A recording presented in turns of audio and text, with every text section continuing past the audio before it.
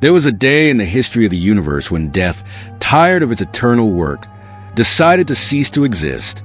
It was not a rebellion or a punishment imposed by some higher power.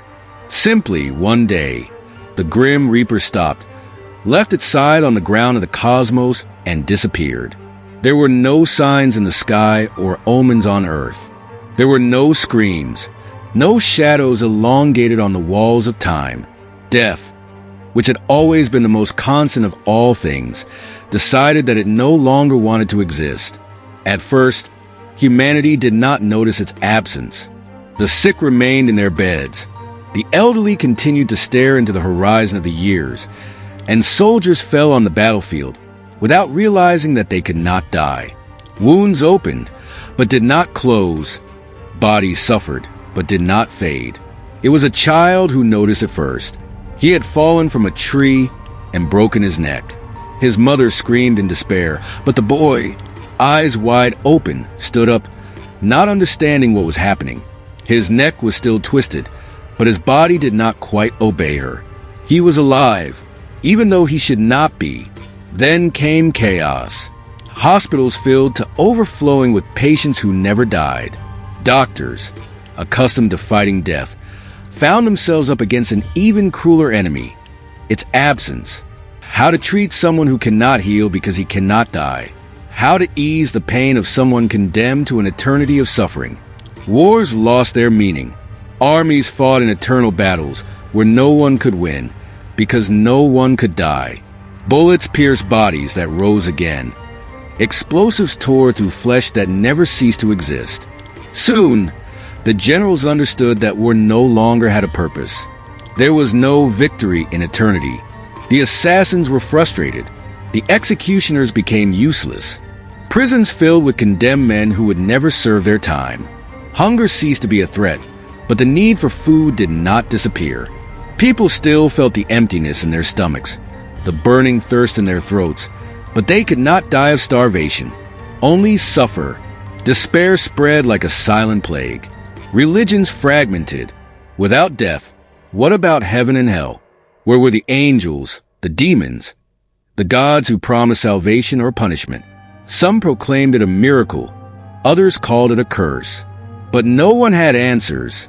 Years passed, then centuries.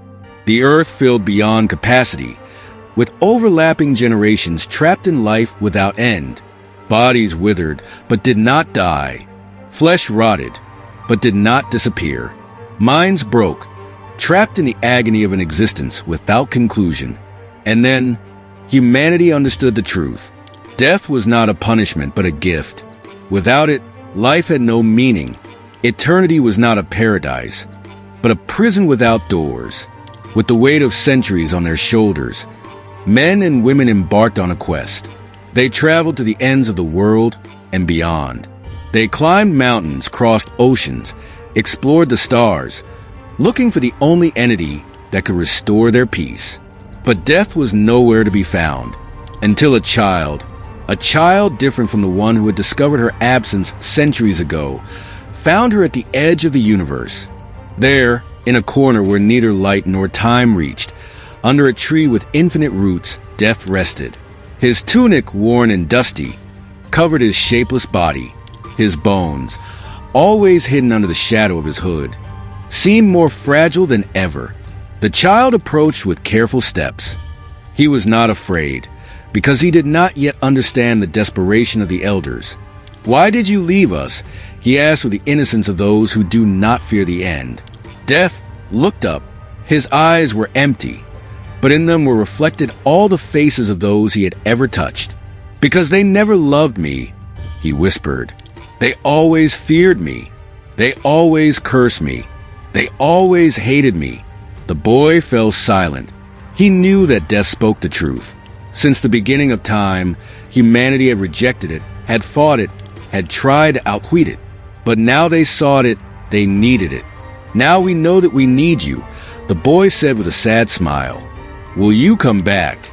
Death bowed his head, thoughtful. He remained silent for a long moment, observing the little boy. Then, with a sigh that shook the fabric of the universe, he stood up. Are you ready to accept me?" The boy nodded, and with a whisper, death returned. That same night, for the first time in centuries, someone closed their eyes and rested. That was the day death died and was reborn.